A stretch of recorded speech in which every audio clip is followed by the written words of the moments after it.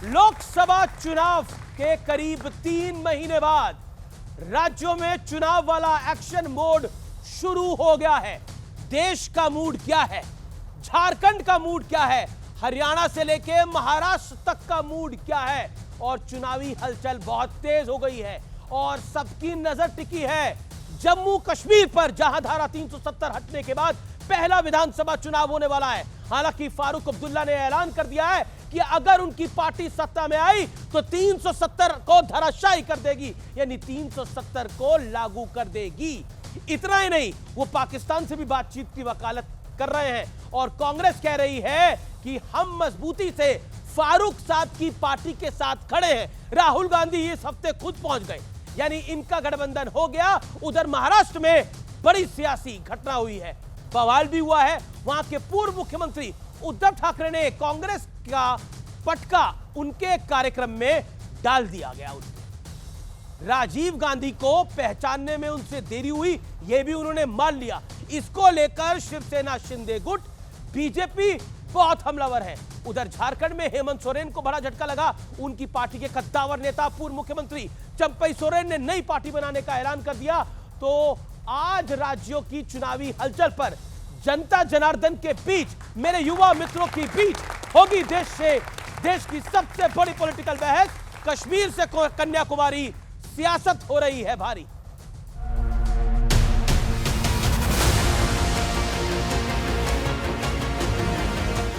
दो 2024 के लोकसभा चुनाव के बाद एक बार फिर चुनावी बिगुल बज चुका है। जम्मू कश्मीर और हरियाणा से चुनावी रण का आगाज हुआ है।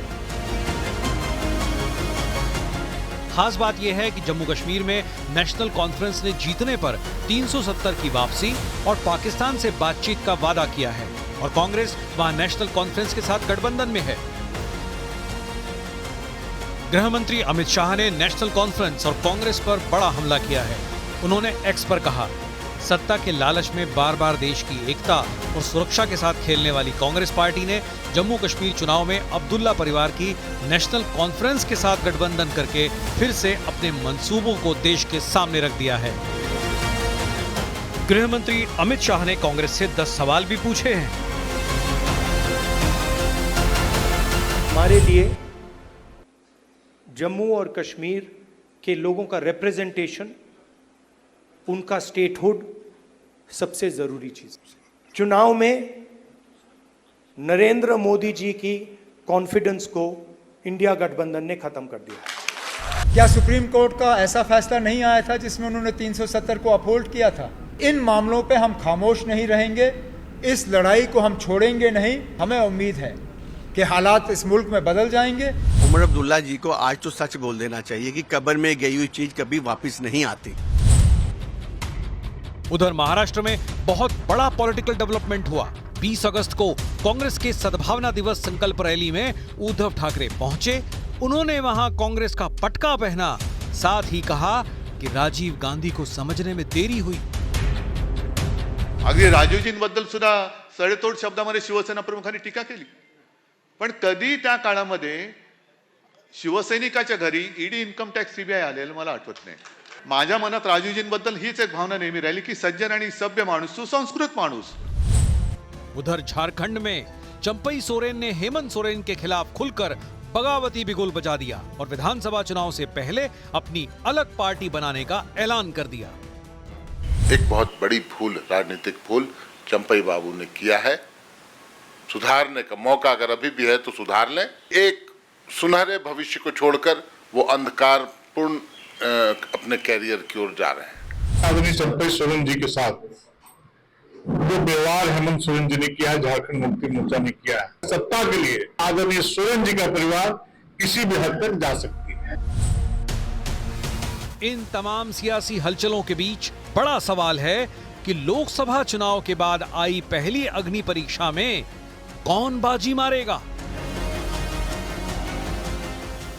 तो आज की चर्चा के 3 बड़े मुद्दे क्या हैं, आइए उनसे आपका परिचय करा देते हैं। गठबंधन के लिए विचारधारा और देश हित की अनदेखी हो रही है, मुद्दा नंबर 1। मुद्दा नंबर 2, राज्यों में चुनाव मोदी 3.0 का इम्तिहान है या इंडिया अलायंस की विश्वसनीयता का, यह एक बड़ा सवाल है। और तीसरा मुद्दा महिला सुरक्षा। क्या विपक्ष की कमजोर कड़ी बन गई है कन्नौज, अयोध्या और कोलकाता? क्या विपक्ष के लिए यह टेढ़ी कीर बन गई है? इसकी भी हम बात करेंगे, क्योंकि योगी आदित्यनाथ ने भी बड़ा बयान दिया है कि सपा सुप्रीमो बलात्कारियों के साथ जाके क्यों खड़े हो गए हैं। और आज की इस चर्चा में मेरे युवा मित्र हैं, जोरदार तालियां उनके लिए। और मेरे साथ आज एक बड़ा पैनल है इस पे चर्चा करने के लिए। शहजाद पूनावाला भारतीय जनता पार्टी के नेता प्रवक्ता, उनका अभिनंदन है। मेरे साथ सत्यप्रकाश मिश्रा है, नेता जेडीयू के, जोरदार तालियों के साथ उनका अभिनंदन है। तो टीम एनडीए एक तरफ है और टीम इंडिया से मेरे साथ हैं सपा के लोकप्रिय प्रवक्ता डॉक्टर अनुराग भदौरिया, जोरदार तालियों के साथ उनका अभिनंदन है। मृत्युंजय तिवारी प्रवक्ता आरजेडी के, जोरदार तालियों के साथ उनका अभिनंदन है।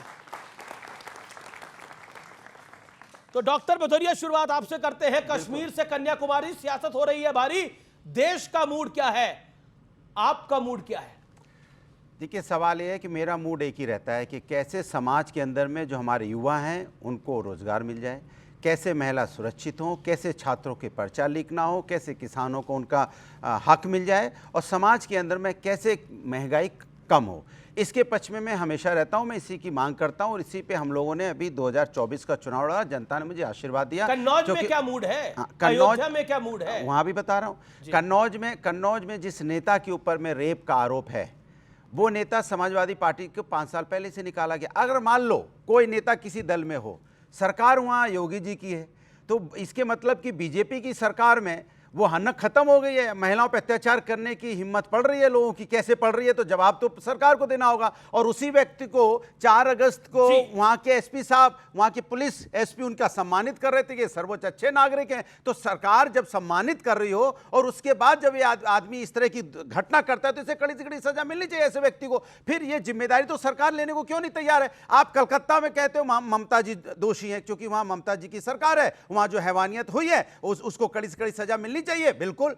लेकिन उत्तर प्रदेश के अंदर में आ जाते हो तो यहां विपक्ष दोषी हो जाता है। ये कैसे चलेगा? माने जहां आपकी सत्ता है वहां आप जिम्मेदारी लो कि आपसे गलती हुई है। विपक्ष हर जगह जिम्मेदार होगा, ये कैसे हो सकता है? सत्ता पक्ष अपनी जिम्मेदारी नहीं, एक सेकंड और। कलकत्ता से बात शुरू होती है, जो वहां दरिंदगी हुई है, उस दरिंदे को आप कड़ी से कड़ी सजा मिलनी चाहिए। लेकिन बदलापुर में जिस तरह की घटना हुई है, नौगांव असम में बच्ची के साथ अन्याय हुआ, वहां भी बीजेपी की सरकार है, महाराष्ट्र में बीजेपी की सरकार है, उस पर जवाब कौन देगा? उस पर क्या हम जवाब देंगे? लेकिन क्या गठबंधन की विचारधारा और देश हित के साथ देखी हो रही है? शहजाद पूनावाला, देखिए, सबसे पहले आपने पूछा देश का मूड क्या है। मैं बता सकता हूं, कश्मीर से कन्याकुमारी तक, कोलकाता से कच्छ और कन्नौज तक एक ही मूड है कि बेटी के लिए न्याय होना चाहिए। और जिस प्रकार से कोलकाता की बेटी के साथ जघन्य अपराध किया गया, और मैं आपको बताना चाहता हूं, समाजवादी पार्टी से चुने गए सांसद कपिल सिब्बल कोर्ट में खड़े होकर हंसते हैं। ये बेटी के लिए न्याय मांगने का ढोंग करते हैं। कपिल सिब्बल ने खड़े होकर हंसने का काम किया। राहुल गांधी कहते हैं आरजी कर मामला जो है वो डिस्ट्रैक्शन है। राकेश टिकैत, जिनके साथ ये लोग घूम रहे थे, वो कहते हैं कि सरकार के खिलाफ षड्यंत्र है। मुझे एक बयान दिखा दीजिए बदलापुर में कि किसी ने कहा कि सरकार के खिलाफ षड्यंत्र हुआ है बदलापुर में वो बेटियों के साथ न्याय जब हम मांग कर रहे थे लोग। एक बयान बता दो। वहां के प्रिंसिपल को तुरंत हटाया गया, पुलिस अफसर को हटाया गया। पता है कल क्या किया इन्होंने? प्रिंसिपल को ओएसडी का मतलब पता है? जो संदीप घोष के लिए सुप्रीम कोर्ट और हाई कोर्ट ने कहा, उसको ऑफिसर ऑन स्पेशल ड्यूटी, मतलब ममता बनर्जी ने कहा कि आप स्पेशल ड्यूटी मेरे लिए करेंगे, इस प्रकार से उसको प्रमोट किया गया। और मुझे एक बार बता दीजिए कि हाथरस की घटना हुई, इस पर 10 चर्चा हुई, मणिपुर की घटना हुई, उस पर 10 चर्चा हुई। आज मुझे बता दे कि इन्होंने कितनी बार जाकर कोलकाता में उस बेटी के साथ न्याय की मांग की, बेटी के परिवार के घर पर गए, और ये लोग बता दे। अरे इतनी उत्साह क्यों है आपको? बताइए ना। राहुल गांधी कहां है? प्रियंका वाड्रा कहां है आज? और आखिरी बात, राहुल गांधी को पता होना चाहिए, सुप्रीम कोर्ट, हाई कोर्ट और माता पिता ने कहा कि ममता बनर्जी सबूत मिटाओ, अपराधी बचाओ, बलात्कारी बचाओ, आवाज दबाओ, पर बेटी को न्याय मत दिलाओ कर रही है। और आज अखिलेश यादव जी पता है क्यों नहीं बोल रहे हैं? मैंने आपके लिए बताता हूं, ये इसको बोलते हैं सब लोग चुप हो जाओ। क्योंकि कन्नौज की ये बात करें ना, कन्नौज में इनकी नेत्री जूही सिंह, उन्होंने कहा कि वो व्यक्ति जो है वो तो अच्छा है, बेटी का नार्को टेस्ट कराओ। 15 साल की बेटी कौन सी नौकरी मांगने आई थी? एक 12 साल की बच्ची का बलात्कार मोहित खान, इनके 65 साल के बुढ़े नेता ने किया अयोध्या में, तो उन्होंने कहा कि बेटी का डीएनए टेस्ट कराओ। ये पीडीए वाले 12 साल की निषाद समाज की बच्ची का रेप होता है तो ये बोलते हैं कि मोहित खान को पार्टी से नहीं निकालेंगे। पूछे निकाला कि नहीं निकाला? यही पहलवान महिला यहाँ पे रोड पे घसीटी गई थी जो देश के लिए मेडल जीतती हैं, आप चुप्पी मारे बैठे रहे, उनको रोड पे घसीटा गया, क्यों नहीं बोले आप? चुप्पी मारे क्यों नहीं बोले? चुप मार के बैठे रहे। रहे आपने, कोई नहीं, कुछ नहीं, किसी ने बोला। और उसके बाद क्या हुआ? उत्तर प्रदेश में हाथरस की बेटी को रात के अंधेरे में आप अंतिम संस्कार पेट्रोल डाल के कर देते हो। कहां है बुलडोजर आपका? बुलडोजर कहां गया? बीएचयू में बच्ची के साथ तीन बीजेपी के आईटी सेल के लोगों ने अन्याय किया, बुलडोजर नहीं गया, उसके बारे में बात नहीं करेंगे। ये बात नहीं करेंगे बदलापुर की, नहीं करेंगे। बीएचयू में उन तीनों लोगों के ऊपर कार्रवाई हुई, जेल में है, और उसके अलावा उनको पार्टी से निकाला। पहले राउंड में इसी की बात हो रही है, महिला सुरक्षा की। तो महिला सुरक्षा विपक्ष के लिए कमजोर कड़ी बन गई है। देखिए, बंगाल में ममता बनर्जी, कन्नौज में सपा नेता, अयोध्या में सपा नेता। क्या आपको लगता नहीं है परसेप्शन वाइज भी ये आपके लिए डैमेजिंग है, इंडिया अलायंस के लिए डैमेजिंग है? और राहुल गांधी तो बहुत बड़े नेता है, वो कहते हैं डिस्ट्रैक्ट मत करिए जब इस पे बात बोला जाता है। क्या महिला सुरक्षा की बात करना डिस्ट्रैक्शन है? अच्छा बच्चों, बताइए, राम रहीम को किसने पेरोल दी है?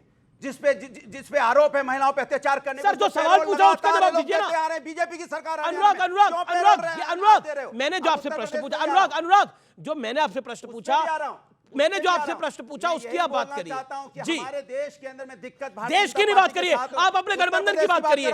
देश की जिम्मेदारी इन पर छोड़िए, देश की जिम्मेदारी इन पर छोड़िए, आप अपने गठबंधन की बात करिए। उत्तर प्रदेश की बात करूंगा। हमारे देश उत्तर प्रदेश में दिक्कत, आप कलकत्ता से लेकर कन्नौज और अयोध्या की बात करिए। देश उत्तर प्रदेश के अंदर में दिक्कत होगी कि भारतीय जनता पार्टी के राज्य में महिलाओं पर अत्याचार बढ़ रहा है, और इनके राज्य में महिलाओं पर अत्याचार लगातार बढ़ रहा है। उसको छुपाने के लिए हम सत्ता में नहीं है।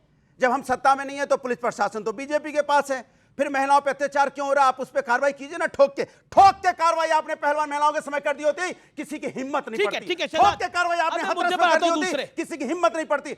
इतना मोहित खान को निकालो ना, फिर 12 साल की बच्ची का रेप किया, छोड़ दीजिए भाई। ऐसे इंटरप्शन करना है तो फिर मैं भी अपनी बात पूरी करूंगा। आपकी हुई या नहीं? मेरे तरफ कह रहे हो आपका सब मेरा। अरे तो आप तो मुझ पे कह रहे थे, मैंने बीच में नहीं बोला। क्या सब मेरा ही है? अमित जी देखिए, जब ये डिबेट हारते तब ये इंटरप्ट करते हैं, तो आप सोच लीजिए क्यों इंटरप्ट। बोलो ना भाई। अरे आपके परमिशन से थोड़ी बोलूंगा भाई, सुन लीजिए। आप 240 हमें दिया है, आपको 37 दिया है, थोड़ा समझ लीजिए इस बात को। अब सोच लीजिए। अब अमित जी बिना इंटरप्शन, अमित जी मैं आपसे एक इंटरवेंशन चाहता हूं। 1 मिनट आप मेरे पास आ सकते हैं? 1 मिनट रिक्वेस्ट कर, 1 मिनट 10 सेकंड ही लूंगा। जी। इन्होंने कहा कि परोल हम ग्रांट करते हो राम रहीम को। आप हेडलाइन पढ़िए, पूरा हेडलाइन पढ़िए।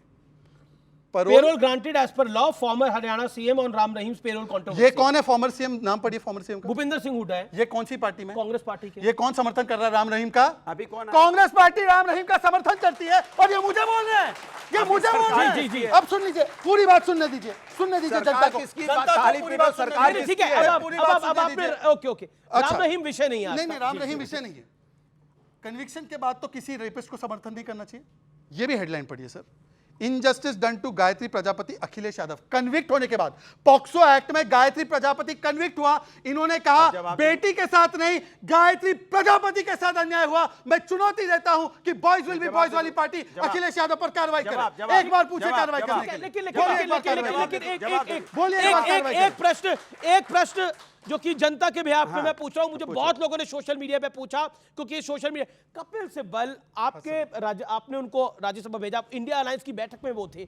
कपिल सिब्बल अगर वो बंगाल सरकार को भी डिफेंड कर रहे हैं, वो कोर्ट में हंस रहे हैं, जिस पर सॉलिसिटर जनरल ने उनको टोका, बोला ये मुस्कुराने का विषय नहीं है, एक जघन्य अपराध हुआ एक लड़की के साथ, हंसने का क्या विषय था? अब आप मुझे बताइए, इतने बड़े रेप के इंसिडेंट पे हंसने का विषय क्या था? आप बस इतना बता दी, हरियाणा में सरकार किसकी? हरियाणा की सरकार किसकी है? अभी बोल के निकल के नहीं, बस सरकार किसकी है? बीजेपी की सरकार है हरियाणा में। पेरोल कौन? बीजेपी सरकार की से बिना अनुमति के नहीं मिल सकता। और आप चले जा रहे हो बीजेपी कांग्रेस की सरकार पे पीछे की। पेरोल अभी मिला 21 दिन का, अभी मिला है, सरकार बीजेपी की है। और झूठी बच्चों के साथ झूठ बोल रहे, ताली पिटवा के बच्चों को झूठ बोल रहे, सरकार बीजेपी की किसकी? बताइए किसकी सरकार है? आप बताइए सरकार किसकी है हरियाणा के अंदर में? बीजेपी की। बंगाल में सरकार किसकी है? अच्छा, बंगाल में सरकार किसकी है? यही दिक्कत बंगाल में सरकार किसकी है? इस लॉजिक से बंगाल में सरकार किसकी है? पर इस्तीफा होना चाहिए कि नहीं होनी चाहिए? मेरा देखिए, ये डाइल्यूट, आप लोग दोनों डाइल्यूट कर रहे हैं मेरे सवाल को। जनता जनार्दन चाहती है कपिल सिब्बल क्यों मुस्कुरा रहे थे, उसका जवाब चाहना। हाँ में आप हाथ खड़ा करिए जो जवाब चाहते हैं। सर ऑलमोस्ट 95% लोग तो जवाब चाहते हैं। कपिल सिब्बल वकील हैं, अब उन्होंने वकालत में वहां पे क्या किया, ना मैंने वो वीडियो देखा है, ना मैंने वो घटना 3 दिनों की वीडियो नहीं देखा आपने? वैसे आप सुबह शाम टीवी पे बैठे रहते हैं। वकील क्या बोल रहे हैं, क्या सुन रहे हैं, मुझसे पूछ रहे हो आप? ये कोई सवाल हुआ? ये कोई सवाल हुआ? आप बताइए, कोई सवाल हुआ कि वो अभी मैंने चलाया वीडियो, बहस कर रहे हैं और आप हमसे पूछ रहे हो कि वकील क्यों हंस रहा था? अरे वकील से पूछिए, उनसे पूछिए कपिल सिब्बल जी से क्यों हंस रहे थे, हम जवाब देंगे कपिल सिब्बल जी हंस क्यों रहे थे। कपिल सिब्बल पे 10 सेकंड कपिल सिब्बल पे जी, वो कानून का मजाक उड़ा रहे थे, न्याय का मजाक उड़ा रहे थे, या तो वो ये समझ रहे थे क्योंकि घटना बहुत बड़ी करके बताई गई और घटना बहुत छोटी है। कोई भी व्यक्ति जो हंस सकता है रेप देखा नहीं अभी तक वीडियो, कोई भी व्यक्ति, मुझे नहीं मालूम, कोई भी व्यक्ति जो हंसेगा इस तरह से कानून की दलीलें देते वक्त, वो भी सर्वोच्च अदालत में, तो उसको टोका गया है कि आप हंस क्यों रहे हैं, बताया गया है। कपिल सिब्बल चुप रहे उन बात पर कि 4 घंटे देरी क्यों हुई उनके माता पिता को मिलाने में, 14 घंटे बाद FIR क्यों हुआ, तो नहीं उनके पिता ने कराया, हॉस्पिटल ने क्यों नहीं कराया। तो सुप्रीम कोर्ट ने स्वो मोटो लिया है, इस मामले को वो देख रही है। लेकिन मुझे आश्चर्य हुआ अमिश देवगन जी कि सारे राज्यों का अनुराग भदौरिया जी ने हवाला दिया कि सब जगह न्याय हो। एक बार रिकॉर्डिंग चेक करा के देख लीजिए, कोलकाता की तमाम महिलाओं के साथ न्याय हो, ये नहीं कहा उन्होंने। संदेश खाली में रेप हुआ, ममता बनर्जी ने क्या बयान दिया सबको पता है। एक मुस्लिम महिला को सरेआम छोपरा विधानसभा में जेसीबी नाम के, ताजिमुल नाम के एक व्यक्ति ने कोड़े से पीटा, डंडों से मारा। उसके बाद टीएमसी का विधायक कहता है कि ये महिला ठीक नहीं थी और यहां पे शरिया का कानून के हिसाब से हमने उसको ट्रीट किया। अनुराग भदौरिया जी का मुंह नहीं खुलेगा, रुक जाइए, अब मुझे बोलने ही दे दीजिए। रेप पर, महिला हिंसा पर, कन्याकुमारी में हो, कश्मीर में हो, किसी राज्य में हो, हर व्यक्ति को बोलना पड़ेगा, उसके खिलाफ एक होना पड़ेगा, चाहे कोई मसला हो। आपने अगर उठाया, साथ में आपके, अगर आपने उठाया जंतर मंतर का, जंतर मंतर में पहलवान बेटियां जो बैठी थी, बिल्कुल उनको न्याय मिलेगा और मिलेगा, मिलके रहेगा, क्योंकि कोर्ट, सुप्रीम कोर्ट उस मसले को देख रहा है। किसी भी राज्य में हो, मैं नहीं करना चाहिए। मैं कुछ सवाल ले लेता हूं, कुछ सवाल कोई पूछा जाता है तो सवाल पूछ सकता है। ओके, क्या सवाल है आपका?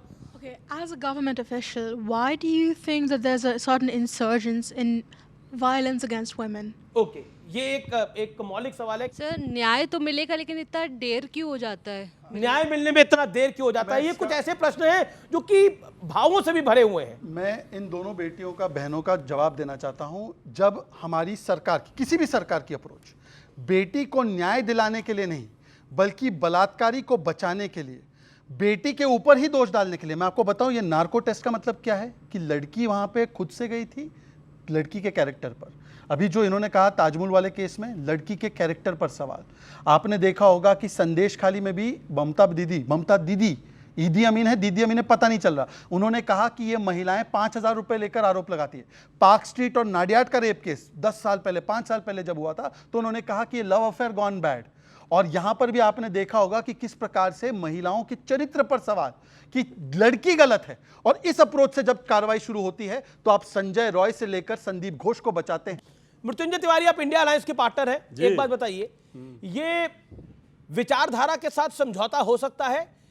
इंडिया अलायंस की एक पार्टी नेशनल कॉन्फ्रेंस कहती है कि हम 370 की धारा को वापस लेके आएंगे और कांग्रेस उनके साथ अलायंस कर रही है, क्या कहना चाहते हैं आप? समर्थन में आप इसके? देखिए, ऐसा है कि धारा 370 पर बहुत गंगा से पानी बह गया है और हमारे इंडिया अलायंस के, तो समझाइए ना फारूक साहब को। समझाने की जरूरत नहीं, समझाना हमको बीजेपी को है। क्या जो धारा 370 पर राजनीतिक रोटी सेक रहे हैं, इनको मतलब, ठीक कहा, इनको मतलब नहीं है आम लोगों की समस्याओं से, मजदूरों, गरीबों, नौजवानों, किसानों से। तो आपके नेताओं ने बोला। ये अभी ज्ञान दे रहे थे, हर बात में अगर लैपटॉप पे दिखाएंगे तो लाइव डिबेट क्या लेकर आ रहे हैं आप? हम लोग को भी बोल दीजिए लैपटॉप लेके आएंगे, ऐसा थोड़े होता है। देखिए, ऐसा है, हर चीज में लैपटॉप कहां जाने भाई, लैपटॉप तो नहीं होता है। मैं क्या कर सकता हूं भाई? जो परवजल रे पन्ना के लिए रावड़ी बांट रहे थे, आदरणीय प्रधानमंत्री जी वोट मांग रहे थे, उस पर क्यों चुप हो जाते हैं? बोलता हूं। जो मणिपुर की घटना पर प्रधानमंत्री जी के मुंह से एक शब्द नहीं निकलता है बीजेपी के नेताओं से, उस पर क्यों चुप हो जाते हैं? अगर कोई माताओं बहनों पर, कोई बेटियों पर अगर अत्याचार, अन्याय, उत्पीड़न होता है, उसके खिलाफ कोई दल हो, कोई दोषी हो, उसको फांसी मिलना चाहिए। और ये भाजपा क्या करती है? भाजपा जब बंगाल में होता है तो उसमें कहेंगे कि ये तो ममता दीदी को इस्तीफा देना चाहिए, और जब इनके राज्य में होगा मणिपुर में, तब सरकार को बचाएंगे। अच्छा, ये लैपटॉप के साथ आपकी कोई दुश्मनी है क्या? नहीं, लैपटॉप पर हमको इसलिए दुश्मनी है, जब ये लाइव डिबेट है तो हमारे भाई क्या करते हैं, उस लैपटॉप पर तो सब बच्चा देख रहा है, जान रहा है, समझ रहा है। अब लैपटॉप अगर अलाउ आप कर देंगे, हम लोग भी लेकर आएंगे और सब चीज लैपटॉप से दिखाएंगे। तो कल तक कांग्रेस की तरफदारी करने वाले आज भाजपाई बने अच्छा, हुए हैं। सुनिए। इसके बाद वो भी लैपटॉप दिखा रहे हैं। सुनिए। अरे भाई, मुंह कम पड़ रहा है क्या? सुनिए। आपको तो इतना अच्छा भगवान ने तुरंत दिया है, इतना आवाज बुलंद दिया, अब मैं बोलूं? लैपटॉप लेके क्या घूमते हैं? चलिए, ठीक है। अच्छा, ये बात तो सही है कि मैं एक समय पर कांग्रेस में था, अब बीजेपी में हूं, ये बात बिल्कुल सही है। मुझे बताइए कि फिर आ जाइएगा, पूरा बीजेपी साफ हो रहा है। मृत्युंजय, वैसे साफ सफाई तो हो रही है, आपकी बिहार से हो चुकी है और आगे भी होती रहेगी। अब देखिए, अब अपनी अपनी बारी में अभी आपने अभी देखिए एक एक करके बात, कई सारे भाई सुनिए ना, इस प्रकार से आप डिस्टर्ब नहीं कर सकते। अमीश जी, उन्होंने अपनी बात अमीश जी, उन्होंने डिस्टर्ब, अमीश जी, अब डिस्टर्ब करने का अधिकार है क्या? अभी लैपटॉप निकालिएगा, लैपटॉप निकालिएगा, अमीश जी, लैपटॉप निकालिए, फोन निकालिए, सब कुछ निकालिए, लेकिन अब उनको जवाब देने दीजिए। अरे भाई अमीश जी, क्या उत्पीड़न का? चलिए अमीश जी, लेकिन देखिए, लेकिन आप बार-बार हाफ और साफ की बात कर रहे हैं। कई ईटीजी का ओपिनियन पोल आया है, सी वोटर का ओपिनियन पोल आया है, जिसके अंदर हरियाणा में दिक्कत लग रही है, जहां चुनाव है वहां बीजेपी फंस सकती है हरियाणा के अंदर। सबका जवाब दे। जी, ये बात सही है कि भाजपा वाले लैपटॉप निकालते, आपकी तरफ बंदूक नहीं निकालते। जंगल राज किसने बनाया? बंदूक निकाल के ये देश की जनता देखती है। सुन लीजिए आप, नहीं अमीश जी, ये नहीं हो सकता। अमीश जी, हर वाक्य में डिस्टर्ब नहीं, हर वाक्य में डिस्टर्ब नहीं हो सकता। हर वाक्य में डिस्टर्ब, अमीश जी, हर वाक्य में डिस्टर्ब नहीं हो सकता। अमीश जी, हर वाक्य में डिस्टर्ब नहीं कर सकते। आपने बोला, अब उनको बोल दीजिए। अमीश जी, हर वाक्य में डिस्टर्ब, मैंने आपका नाम ही नहीं लिया, आपके बंदूक वाले समझ गए, मतलब कि यही है, बंदूक वाले समझ गए। चलिए अमीश जी, तो आप मुझे कुछ भी बोले, आप मुझे कुछ भी बोले। आपने इशारा करा बंदूक, इन्होंने बंदूक कहाँ निकाली? मैं बताता हूँ, ये बंदूक लेके कहाँ चल रहे हैं? मैं बता रहा हूँ। हम कलम लेकर के 5 लाख नौकरी तेजस्वी यादव। अमीश जी, मैं चिल्ला के डिबेट पे भी आते हैं, मैं भी चिल्ला के डिबेट करूंगा। अमीश जी, ये तरीका नहीं है। अब देखिए, ये फ्लो को तोड़ रहे हैं, अब ये फ्लो को तोड़ रहे हैं, मैं उसके साथ अब ये फ्लो को तोड़ रहे हैं। उन्होंने 40-45 सेकंड मुझे बोला, बहुत कुछ बोला, मैंने कुछ नहीं बोला। हम तो सबसे बाद में आए हैं, मुश्किल से 3 मिनट नहीं बोला, ये करे 4। आपकी सीट 4 है, आपकी सीट के हिसाब से आपको समय मिला है भाई। मेरी 240 है, आपकी 4 है। भारी है। अरे बंदूक कोई, अच्छा ये क्लैरिफाई कर दीजिए, वो परेशान हो रहे हैं कि उनके पास बंदूक नहीं है। भाई ऐसा है, बंदूक नहीं है ना। ये दिल्ली में पुलिस आपकी, यूपी में पुलिस आपकी, कहीं ये ना पकड़े जाए। ऐसा है जी कि ईडी सीबीआई सब इनका है, पुकारे बंदूक हमारे पास है। जब आतंकी और माफियाओं के घर पर बुलडोजर चलता है तो सबसे ज्यादा आंखें इनकी नम क्यों होती है? अतीक के लिए और अंसारी के लिए। तो मुझे लगता है कि बंदूक और बंदूक वालों के साथ कौन है सबको पता है। अब मेरी बात पूरी हो जाने दीजिए, सुन लीजिए। इन्होंने कहा कि मैं कांग्रेस में था, मैं कांग्रेस से बीजेपी, बिल्कुल सही बात है। मुझे बताइए कि जब इंदिरा गांधी ने इमरजेंसी डाला तो लालू जी को जेल में डाला तो उन्होंने बेटी का नाम मीसा रखा था। जिस व्यक्ति ने अपने बेटी का नाम उस कानून पे रखा जो इंदिरा गांधी ने कानून लगाकर अपने आप को बंद करवाया था इनके नेता को, आज उनके साथ बैठे हैं और मुझे ज्ञान दे रहे हैं, मुझे ज्ञान दे रहे हैं। अनफेयर है। देखिए अभी टीम एनडीए से देखिए आप लोगों को लाइव, जो मेरे इतिहास पे सवाल उठाते, अपना इतिहास बेटी का नाम मीसा रखकर उसी मीसा की जो इंदिरा गांधी के बेटे और पोतियों के साथ जाकर गठबंधन करते और मुझ पे सवाल उठाते, मुझे लगता है इतना हिपोक्रेसी लेकर कहां से आते हैं। मुझे पूरी बात बोलिए।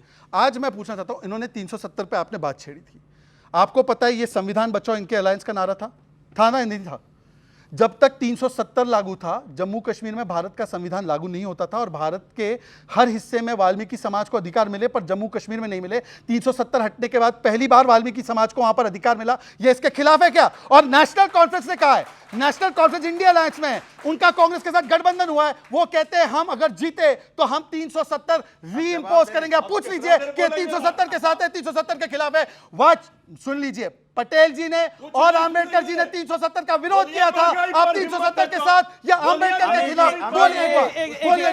एक सेकंड, साहब शांत हो जाइए आप लोग। सत्यप्रकाश मिश्रा की बारी है। अन्याय नहीं, देखिए अनफेयर नहीं होना चाहिए। सत्यप्रकाश, ये चुनाव देश का तो है नहीं, जम्मू कश्मीर का चुनाव है, तो 370 को वापस कैसे लेकर आएंगे? राहुल गांधी यदि ऐसा कहते हैं और उमर अब्दुल्ला भी इस बात को वहां की जनता को कह रहे हैं, तो वो जनता जम्मू कश्मीर की जनता को गुमराह कर रहे हैं, पहली बात। दूसरी बात, समाजवादी पार्टी और राष्ट्रीय जनता दल सामाजिक न्याय की पार्टी है, जिसमें दलितों, आदिवासियों और पिछड़ों को आरक्षण की बात कही जाती है। तो 370 हटने के बाद जम्मू कश्मीर में, देश में इन 3 पिछड़ी जातियों को आरक्षण का लाभ मिलना शुरू हुआ, तो इनको अपना स्टैंड 370 पे क्लियर करना होगा। संविधान सभा ने रिव्यू पिटी, संविधान की जो पीठ थी सुप्रीम कोर्ट की, उसने कहा कि संविधान सभा ने भी इसको टेम्पोररी रखा था और जम्मू कश्मीर कोई सोवरेन संप्रभु राष्ट्र नहीं था, तो ये टेम्पोररी प्रोविजन समाप्त माना जाता है। इस राष्ट्र ने उसको स्वीकार किया। हमें इस बात को स्वीकार करना चाहिए कि जम्मू कश्मीर की जनता तो के ये बोल क्यों रहे हैं? के लिए, विकास के लिए और उनकी भलाई के लिए इस बात को राहुल गांधी जी को समझना चाहिए कि ईगो पे लेके बैठे हैं वो कि 370 अगर नेहरू जी ने लगाया तो उनके खानदान में सब लोग उसको चलाएंगे। राहुल गांधी और उमर अब्दुल्ला जी भारत जोड़ो यात्रा में बर्फ खेल रहे थे, तो उसमें थोड़ा 370 भी उन्होंने राम नाम का माला जपा नहीं, 370 का जपते रहते हैं। मेरा मानना है कि जनता को गुमराह मत करिए। मैं अनुराग भदौरिया जी की बात से सहमत हूं कि बेरोजगारी की बात हो जम्मू कश्मीर की जनता के बीच, महंगाई की बात हो जम्मू कश्मीर की जनता के बीच, ये 370 का झुंझुना जाकर के वहां नहीं बजाइए और इस पर बोलिए। ओके, जब चुनाव ये देश का नहीं है, जम्मू कश्मीर का चुनाव है, तो 370 लगाने का वादा क्यों कर रहे हैं वहां पर उमर अब्दुल्ला, इंडिया अलायंस के लोग? देखिए, भारतीय जनता पार्टी के साथ एक बड़ी समस्या है। नहीं, आप मेरे प्रश्न का उसी का जवाब दे रहा हूं। उनके साथ बड़ी समस्या है। अब वो सत्ता में है, केंद्र में पूरी तरह से सत्ता है।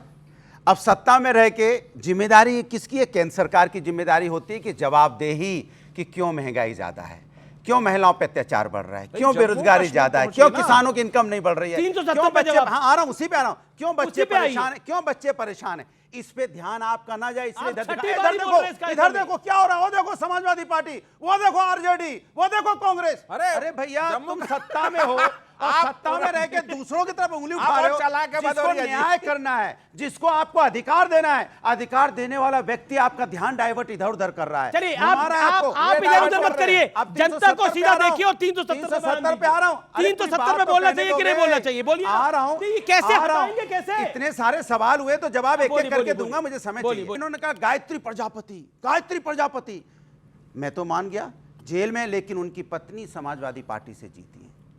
अभी जब चुनाव में इनको अमेठी जीतनी थी तो उनको लेके साथ घूम रहे थे, उनसे वोट मंगवा रहे थे, तब नहीं ध्यान आया। पत्नी का क्या दोष है? अगर पति का अच्छा, अब अच्छा, कमाल है, कमाल है। अभी तो परिवार का कोई सदस्य गलती करता है तो आप कहते हैं दोषी होता है, और आप कह रहे हो नहीं दोषी है, आपने टिकट दिया है। लेकिन क्या वाकई गठबंधन के लिए विचारधारा और देश हित के साथ अनदेखी हो रही है? क्योंकि 370 की बात करके यही बात हो रही है।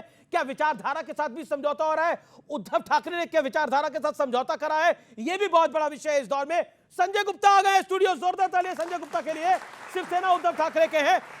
एक सेकेंड रुक के जाइए, ये उद्धव ठाकरे जी भी समझौता कर रहे हैं क्या? समझौता अपनी विचारधारा के साथ? नहीं, देखिए उद्धव जी अपने तो कांग्रेस का पटका क्यों डाल लिया? नहीं, कांग्रेस का कोई पटका डाला, किसी साथी से हाथ मिला लेने से कोई ऐसा नहीं होता। डाला जी, पटका डालने से, अगर कोई किसी के फंक्शन में गया है, कोई किसी से हाथ मिला रहा है तो इसका मतलब थोड़ी है उसने अपनी विचारधारा को त्याग दिया। चलिए, अभी इसमें आगे बात होगी कि विचारधारा को त्यागा कि नहीं त्यागा, लेकिन शहजाद पूनावाला हमारे साथ है। क्या विचारधारा के साथ और साथ ही साथ देश हित के साथ समझौता हो रहा है? हमने देश हित के साथ समझौते की बात करी, विचारधारा के साथ समझौता हो रहा है। मैं आपको 3 उदाहरण दे देता हूं।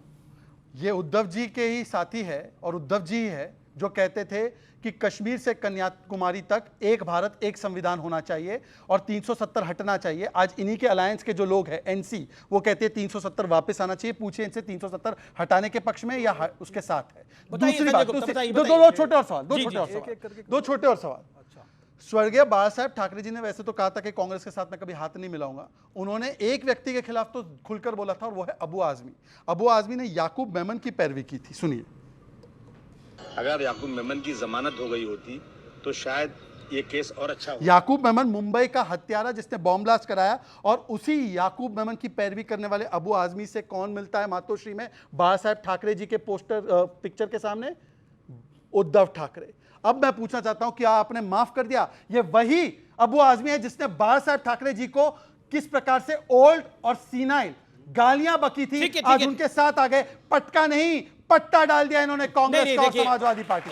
पट्टा डाल दिया। संजय गुप्ता ये अबू आजमी से मिलने की क्या आवश्यकता पड़ी? इसमें ज्यादा अनकंफर्टेबल ये अनुराग भदौरिया है, इनकी पार्टी के हैं भाई, इनकी पार्टी के मुंबई चीफ हैं वो। ये समझ नहीं रहे इस तरफ जाए उस तरफ जाए। देखिए मेरी एक बात सुनिए, आप किसी भी पॉलिटिकल पार्टी से मिलने से, उससे हाथ मिलाने से कोई अपनी विचारधारा नहीं त्याग देता। एक भी ऐसी पॉलिटिकल पार्टी बता दे जिसके साथ इन्होंने गठबंधन ना किया हो। कांग्रेस कौन सी नहीं है? पीडीपी के साथ नहीं किया, एनसीपी के साथ नहीं किया। कौन सी ऐसी पार्टी है? नीतीश कुमार हिंदुत्व विरोधी के साथ नहीं किया क्या? उससे उनके साथ कहां हुआ? नहीं, उनके समाजवादी कोई समाजवादी के साथ बताइए, ऐसी कोई पॉलिटिकल पार्टी नहीं है। समाजवादी के साथ कौन सा? ऐसी कोई, आप बीच में बोल रहे हैं। देखिए ऐसी कोई पॉलिटिकल पार्टी नहीं है जो हिंदुत्व विरोधी ना हो, कांग्रेस को एक दो को छोड़कर, जिनके साथ इन्होंने गठबंधन ना किया हो। किसी के साथ गठबंधन करने से इसका पटका डालने पर बीजेपी ने इसको बड़ा विषय बना दिया है। और ये तो विषय कोई बड़ा बनाते हैं। विषय की बात यह है कि एक 2019 के अंदर अजीत पवार जी आए थे। अजीत पवार जी आए, इनके स्कूल में कांग्रेस हिंदू विरोधी है। इनके कांग्रेस हिंदू विरोधी है कि नहीं है? एनसीपी भी तो है। एनसीपी को आपने कांग्रेस हिंदू विरोधी है मान रहे हैं? एनसीपी भी तो ये कह रहे कांग्रेस हिंदू विरोधी हिंदुत्व विरोधी है। हिंदुत्व विरोधी है ना, हिंदू विरोधी तो नहीं है। एक मिनट सुनिए ना, हिंदुत्व विरोधी है तो ये एनसीपी भी तो हिंदुत्व विरोधी थी, जिसको आपने 2 दिन के लिए चीफ मिनिस्टर बनाया। उसके बाद फिर आपने फिर आपके समर्थन देने के लिए नहीं आए। फिर 3 साल के बाद आपने फिर उसको उप मुख्यमंत्री बना दिया। किस लिए बनाया आपने फिर उसको? लेकिन पॉइंट ये है कि उद्धव ठाकरे का जो कांग्रेस का पटका डालने वाला विषय है उसको बीजेपी बड़ा बना रही है। लेकिन सवाल कुछ है, क्या सवाल है आपको? बोलिए। 370 पे मेरा सवाल है, इंडी गठबंधन से जी। ये सर, ये चुनाव से पहले तो ये संविधान लेके करते थे, ये संविधान खतरे में है, खतरे में, फिर ये 370 वहाँ पे लागू क्यों कर रहे हैं? वहाँ पे क्यों कर रहे हैं? दूसरा सवाल मुझे पूरी इन लोगों सभी लोगों से है सर, बलात्कार वर्सेस बलात्कार क्यों कर रहे हैं? बहुत अच्छी बात है, बहुत अच्छी बात है। लेकिन जो पहला सवाल है वो भी अच्छा सवाल है कि ये संविधान लेके घूम रहे थे। दोनों अच्छे हैं, दोनों अच्छे हैं। दूसरा भी आप ही की तरफ है, 370 दूसरा भी आप ही की तरफ है। आप कहां खुश होने लगे? कम से कम 370 पे तो सवाल है। वैसे तो हम संविधान लेके, संविधान की किताब लेके घूम रहे थे, अब क्या हुआ संविधान का? हम आज भी संविधान को मानने वाले लोग हैं, आज भी संविधान और न्यायपालिका को मानने वाले लोग हैं। हम भारतीय जनता पार्टी नहीं है। भारतीय जनता पार्टी हर चीज अपनी सुविधा अनुसार करेगी। संविधान में आरक्षण है, आरक्षण खत्म करने की अगर मंशा किसी के अंदर है, पल रही है, तो भारतीय जनता पार्टी पल रही है। आप आईएएस यूपीएससी के एग्जाम नहीं बिना दिलाए आप 45 लोग भर्ती करना चाहते थे। क्यों भर्ती करना चाहते थे? फिर लोग यूपीएससी की तैयारी क्यों करते हैं भाई? जब आप नहीं जब लेटरल एंट्री आप इनडायरेक्ट इंटरव्यू के माध्यम से भर्ती कर लेंगे तो फिर क्यों यूपीएससी की तैयारी हो रही थी? इसके मतलब आरक्षण छीनने की आपकी मंशा थी और आप अपने जैसे विचारधारा के लोगों को भर्ती करने की मंशा आपकी थी, तभी आपने 45 भर्तियां निकाली थी। बाद में हम लोग खड़े हुए संविधान की रक्षा के लिए, तब आपने वापस की। इसी तरह से आपको वापस करना पड़ेगा। सुन लीजिए कान खोल के, अग्निवीर योजना भी आपको वापस करनी पड़ेगी, ओल्ड पेंशन स्कीम भी आपको लागू करनी पड़ेगी। हम लागू करवा के रहेंगे। केवल एक वाक्य संविधान के साथ है, यूसीसी के साथ खिलाफ। हम संविधान यूसीसी के साथ खिलाफ। नो जवाब। अब मेरी पूरी बात जवाब तो मुझसे लोगे ना। अरे पर अपने समय पर दोगे ना आप। तो ये बोलो, घुसपैठ मत कीजिए ना। वो तो रोहिंग्याओं के लिए छोड़ रखा है आपने कहा। अब सुन लीजिए, अब सुन लीजिए। अरे सुन लो भाई, अरे रोहिंग्या में मुसलमान दिख गया इनको। मैं सख्त आपत्ति करता हूँ। रोहिंग्या मुसलमान, इनके लिए रोहिंग्या मुसलमान है, इनके लिए अब्दुल कलाम आजाद मुसलमान नहीं है, रोहिंग्या ही मुसलमान है। देखिए अब सुन लीजिए, अरे सुन लीजिए भाई, सुन लीजिए। अरे आपने तो अबू आजमी को अपना लिया है, याकूब मेमन की पैरवी करने वाले। सुन लीजिए, दूसरी बात इन्होंने बोला हम तो संविधान के साथ है। रिजर्वेशन इन प्रमोशन किसने रोका था? इन्होंने। इनसे पूछ लीजिए, सबसे पहले रिजर्वेशन के बारे में 1961 से लेकर 1980 से 90 तक मंडल का विरोध किसने किया? गांधी परिवार ने। और आज उनके साथ बैठकर रिजर्वेशन पर ज्ञान बांट रहे हैं। अच्छा एक बार इनसे पूछ लीजिए, सुन लीजिए, ये लैटरल एंट्री के बारे में बोल रहे हैं ना, मनमोहन सिंह कहां से आए? मनमोहन सिंह खुद लैटरल एंट्री है, मतलब ये बोल रहे मनमोहन सिंह एंटी रिजर्वेशन। सुन लीजिए, और आखिरी बात इनसे पूछना चाहता हूं, ये जो हमारे शिवसेना के जो कहते हैं, मैं शिवसेना कहूं, सावरकर जी का असली तो हमारे साथ है, ये तो नकली है, ये तो फर्जी है। इनकी तो चेक करनी पड़ेगी, इनका चेक करना पड़ेगा, इनका चेक करना पड़ेगा, इनका सर्टिफिकेट चेक करना पड़ेगा। अरे सुनिए, अरे सुप्रीम कोर्ट ने बोल दिया हमें। एक समय वो था 2019 तक जब हम एक स्वर में एक साथ बोला करते थे। जी, और जिस मुख्यमंत्री पद के लिए इन्होंने अपने 30 साल पुराने साथियों को छोड़ दिया, वो मुख्यमंत्री पद इन्हें आज भी नहीं मिला महाराष्ट्र में। आज भी अपने मुख्यमंत्री को डिप्टी सीएम बनाने के लिए तैयार हो गए ये। और जिन्होंने इनकी 2 दिन में सरकार गिरा दी थी, अजीत पवार जी ने, उनको फिर से अपने स्कूल में एडमिशन देकर के फिर से मुख्यमंत्री बना दिया। और ठाकरे परिवार को आज ये जिन्होंने 30 साल तक सत्ता के साथ समझौता किया, उनको मुख्यमंत्री देने के लिए तैयार नहीं है। ऐसा क्यों? मतलब आप आज हमें कह रहे हैं नकली। लेकिन एक मराठी मानुष एकनाथ शिंदे सीएम है, आपको बुरा लग रहा है वो? नहीं, हमें ये बुरा नहीं लग रहा। नहीं लग रहा? नहीं, हमें देखिए देखिए अब कुछ बातें ऐसी हैं, जैसे हमारा शिवसेना का एक ही एजेंडा था, बाला साहब ये चाहते थे कि शिव सैनिक जो है वो महाराष्ट्र का मुख्यमंत्री हो, उनका ये सपना था हमेशा से ही। तो जिस तरीके को उन्होंने अपना, उस तरीके से हम खिलाफ हैं। वो तो बाला साहब तो ये भी कहते थे कि इस अगर मेरी पार्टी का कांग्रेसीकरण होने लगेगा तो मैं ये दुकान छोड़ के बंद कर दूंगा, लेकिन आप तो कांग्रेस के साथ जाके मिल गए। नहीं, कांग्रेस के साथ जाके नहीं मिले हैं, उनके किसी भी गठबंधन के साथ होगा ना, गठबंधन के साथ ही तो ये भी रहे हैं, लेकिन उनके किसी विचार को समर्थन नहीं किया। जी जी जी जी। इन्होंने कहा कि हम लोग जो है असली शिवसैनिक है। असली शिवसेना की पहचान क्या थी कि मराठी मानुस और हिंदुत्व की लड़ाई। अब मैं आपसे पूछना चाहता हूं, मराठी मानुस पर कांग्रेस ये कहती है, सुनिए। अरे मैं मराठी मानुस, अगर मराठी सुन लीजिए, बदलापुर में रेप करेगा, मराठी मानुस रेप करेगा। और सुन लीजिए सर, प्लीज बीच में मत बोलिए। मराठी मानुस रेपिस्ट है। और दूसरी बात, सनातन समाप्ति डीएमके ने बोला, सनातन बीमारी खड़गे जी के बेटे ने बोला। खड़गे जी ने कहा सनातन का राइज हो जाएगा, और उन्होंने कहा हिंदू धर्म धोखा है, रामचरितमानस पोटेशियम साइनाइड है। बताइए, आप शिवसेना में हैं तो बताइए कि इनके ऊपर क्या स्टैंड है आपका। एक बार बता दीजिए आपका क्या स्टैंड है। ये तो हिंदू विरोध था। जो कांग्रेस के प्रवक्ता आलोक शर्मा ने बोला, उस पर आपका बयान क्या है? देखिए, हमारी अपनी विचारधारा है, हम अपने आलोक शर्मा के नहीं। देखिए, कोई भी हिंदुत्व विरोधी जो बात है उसके साथ हम नहीं है। हिंदुत्व विरोधियों के साथ गठबंधन करना एक अलग चीज है, और अपने गठबंधन तो इन्होंने भी कर रखा है। नीतीश कुमार हिंदुत्व विरोधी नहीं है क्या? नीतीश कुमार पीडीपी हिंदुत्व विरोधी नहीं थी क्या? नीतीश कुमार ओके बोलिए, जवाब। नीतीश कुमार सर्वधर्म संभावी है, आप इस बात को समझिए। नीतीश कुमार का एक बयान दिखाइए हिंदुत्व के विरोधी है वो, उन्होंने साफ बोला है। आप कुछ भी बोल रहे हैं। हिंदुत्व विरोधी है, पीडीपी का हिंदुत्व विरोधी नहीं है। ज्ञान को थोड़ा बढ़ाइए। 30 साल आप अपने थोड़े ज्ञान को बढ़ाइए। दिक्कत क्या है कि शिवसेना ने ऐसा कैक्टस खाया है गले में, कांग्रेस नाम का, ना निकलते बन रहा है ना अंदर भेजते बन रहा है। ये दिक्कत है उनकी। मतलब क्या कांग्रेस, इन्होंने बोला कांग्रेस नाम का कैक्टस आप खा चुके हैं, अंदर भी नहीं जा रहा, बाहर भी नहीं आ रहा। देखिए, कांग्रेस नाम का कोई कैक्टस नहीं है। कैक्टस कौन खाता है? मतलब ये अगर गठबंधन करे किसी ऐसी पार्टी से जिनका जो हिंदुत्व विरोधी पार्टियां हैं, तब इनका हिंदुत्व। कांग्रेस हिंदुत्व विरोधी है? कांग्रेस हिंदुत्व विरोधी है, लेकिन इसका मतलब ये नहीं है, कि वो देश विरोधी है। आप लोग कांग्रेस के साथ हो, माफ करिए कि लेकिन मुझे तो वो कादर खान और जॉनी लीवर की फिल्म याद आ रही है। मतलब मैं आपके साथ हूं।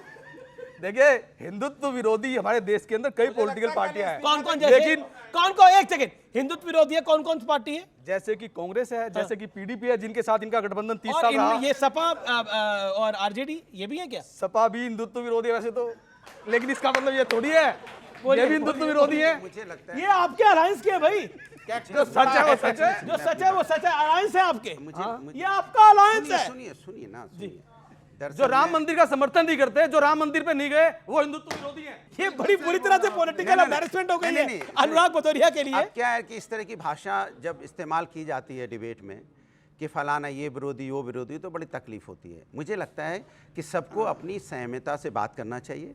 हम लोग किसी को भी ये बोलते हैं जो भी नहीं विरोधी हो गए अपने आप को कि हम राम मंदिर का समर्थन नहीं करते, जो राम मंदिर का समर्थन नहीं करते ना, वो मूड में नहीं चुप होने के। अरे वो चुप होने के कोई फॉर्म में सच बोल रहे हैं। वो सच क्या बोल रहे हैं उन्हें नहीं पता, वो बोल क्या रहे हैं। नहीं देखिए, नहीं वो मुझे बोलने दो ना अपनी बात। देखिए, सवाल ये है कि वो क्या बोल जा रहे हैं उन्हें पता नहीं है, लेकिन मुद्दों पे आना चाहिए हम लोग को, क्योंकि हम लोग मुद्दों से डाइवर्ट हो रहे हैं। हम बार-बार ऐसी बात सोच समझ के नहीं बोल रहे। नहीं, ऐसा नहीं है, मैं बहुत सोच समझ के बोल रहा हूँ। ऐसा नहीं है, अगर जो आदमी राम मंदिर पे नहीं जाने के लिए तैयार है, उसके प्राण प्रतिष्ठा प्रोग्राम पे जाने के लिए तैयार नहीं हुआ, वो हिंदुत्व विरोधी है। भैया गीता की कसम खा के आए हैं, ये गीता की सौगंध खा के आए हैं, जो बोलूंगा सच बोलूंगा। सच के सिवा कुछ नहीं। वो क्या बोल रहे हैं उन्हें खुद नहीं पता। सारे जहां से अच्छा हिंदुस्तान हमारा इसलिए कहा जाता है, हम सभी धर्मों का सम्मान करते हैं, नफरत नहीं फैलाते हैं। कि नफरत फैला रहे हैं। अब आप जो है ये बुला करके इनको क्या बुलवाना चाह रहे हैं, ये हम लोग समझ नहीं पा रहे। हम ये सच बात बोल रहे हैं। ये इनके पास, हमारे पास तो उद्धव ठाकरे की सिपाही है। अरे भाई, उद्धव ठाकरे जी ने क्या कहा सुनिए, वहां क्या कहा बताइए। ये क्या कह रहे हैं? वो कह रहे राजीव गांधी को समझने में गलती हुई। हम लोग यहाँ हिंदू मुस्लिम नहीं, हम लोग बेरोजगारी महंगाई की बात करने वाले लोग हैं। ये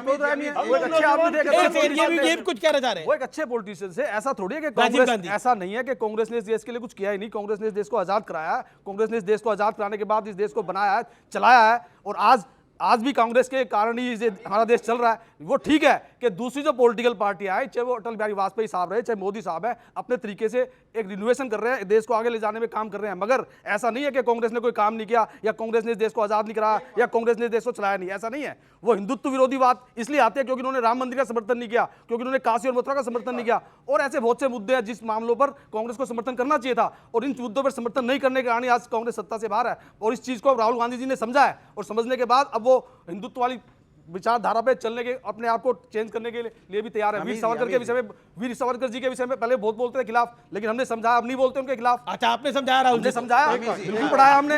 अब आने के बाद अब वीर सावरकर जी के खिलाफ नहीं बोलते, हम हमेशा से वीर सावरकर जी के साथ। इन्हें नहीं समझा पा रहे आप समाजवादी पार्टी वालों को?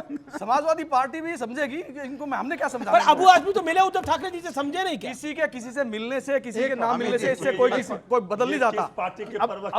अब मैंने अगर इनसे हाथ मिला लिया, ये कह रहे हैं आपको चेक करना होगा आप किस पार्टी के प्रवक्ता है। सर हमें चेक कर लीजिए, आप किसी तरह से चेक करेंगे। 5 साल हो गए मुझे, 5 साल हो गए मुझे डिबेट करते हुए, 5 साल हो गए प्रवक्ता के तौर पर आते हुए। मुझसे अब भी कई लोग पूछते हैं कि आप हो किस तरफ, अगर मैं सही बात बोलता हूँ तो पूछते हैं हो किस तरफ। उद्धव ठाकरे जी का क्या लाइन है ये ना बोलिए, क्या लाइन जांच क्यों रहे उन्हें भाई?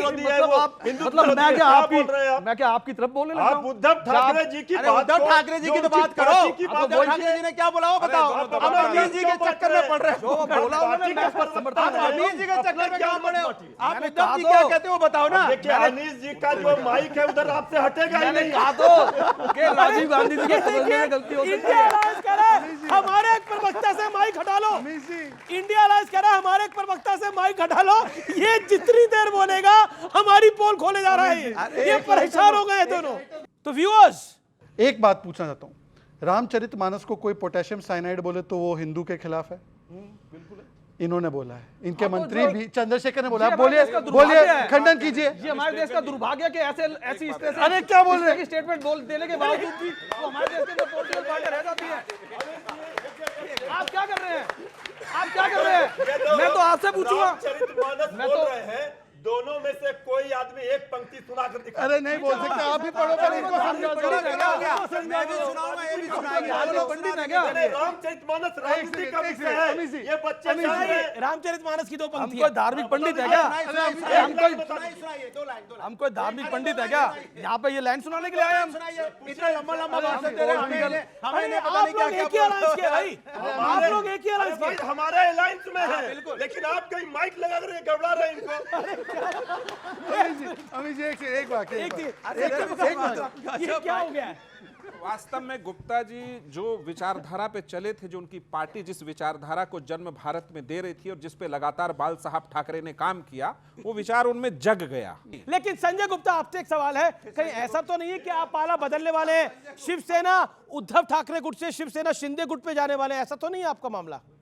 नहीं, देखिए हमारी पार्टी में जिस तरह से 2 फाड़ हुआ और जिस तरह से 2019 के इलेक्शन में बीजेपी ने मुख्यमंत्री पद नहीं दिया और उसके बाद जो सब चलता रहा, उससे हमारी पार्टी के अंदर बहुत से लोगों में आज भी बड़ी असमंजसता है। मतलब ऐसा नहीं है कि हमने अपनी विचारधारा को छोड़ दिया या एकनाथ शिंदे जी ने छोड़ दिया या उद्धव जी ने छोड़ दिया है। सर ये जिस तरीके से शिवसेना के विचारधारा को बता रहे हैं, ये पता नहीं किस शिवसेना के विचारधारा को बता रहे हैं। किस शिवसेना की विचारधारा को बता रहे हैं? और इंडिया गठबंधन में होके ये किस तरीके की बातें कर रही है, ये समझ नहीं आ रहा है। कुछ गलत चल रहा है इंडिया गठबंधन। ये कुछ गलत चल रहा है इंडिया गठबंधन में। ठीक है, कुछ और सवाल? ओके, जिसने सवाल पूछ लिया वो ना पूछे बस। सर मेरा समाजवादी पार्टी से है, इनके नेता फैजाबाद लोकसभा से चुने गए हैं अवधेश जी। उन्होंने कहा था, उनसे बोला गया था कि जय श्री राम, सांसद जी उन्होंने जय श्री राम ना बोला, उन्होंने कहा कि हमारी विचारधारा जग जाहिर है। मैं जानना चाहता हूँ वो विचारधारा क्या है? विचारधारा क्या है? हमारी विचारधारा है समाजवाद, हर किसी का सम्मान करना, हर जाति धर्म का सम्मान करना, हर व्यक्ति का। एक मिनट मेरी बात करें, बीच में टोकिए। धर्म मेरी आस्था का विषय है, राजनीतिक विषय नहीं है। धर्म के नाम पे हम जाके राजनीति नहीं करेंगे। धर्म मेरी आस्था का विषय है। हम तो कहते हैं रामचरितमानस में सुना सकता हूं, इनमें से कोई सुना दे। बार बार यहां पर बोला जा रहा है श्री रामचरितमानस की पंक्तियां सुनाइए, पंक्तियां सुनाइए। जूते पहन के आप श्री रामचरितमानस की पंक्तियां सुनाना चाहते हो एक दूसरे के साथ? नहीं, मैं नहीं आ रहा होने दूंगा। गलत है। सवाल यह है कि इनके नेताओं ने कहा पोटेशियम साइनाइड है, पॉइजन है, तब इन्होंने क्या विरोध किया? आपने विरोध किया, चंद्रशेखर पार्टी ने। और आखिरी दौर है, एक मराठी मानुष की बात है। किस बात पर कहा? वो जस्टिफाई कर रहे हैं। का चुप साधो रहो बलवाना, पवन तनय बल पवन समाना, बुद्धि विवेक विज्ञान निधाना, कौन सा कांड? अब ये है क्या? रुक जाइए, सुंदर कांड में है जब सुग्रीव कह रहे हैं हनुमान से कि आप आप जो है सबसे शक्तिशाली, आप ये समंदर लांग सकते हैं, आप चुप क्यों हैं?